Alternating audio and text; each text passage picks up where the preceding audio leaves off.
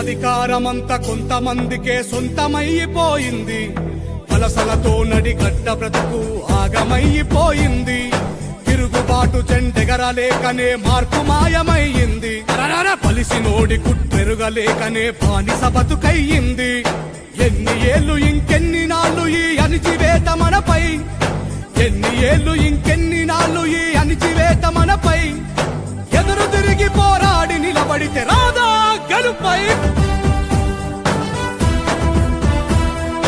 అణిచివేత ఎంత అధికమైతే ఉవ్వెత్తున లేవద ఉద్యమం. హేళనతో మొదలైన పోరు నడుపుతుంది మహోద్యమం. చినుకు చినుకులు ఒకటై కురిస్తే తడివానై పడుతుంది. బహుజనులంతా దండుగా కదిలితే పాలన మనదవుతుంది.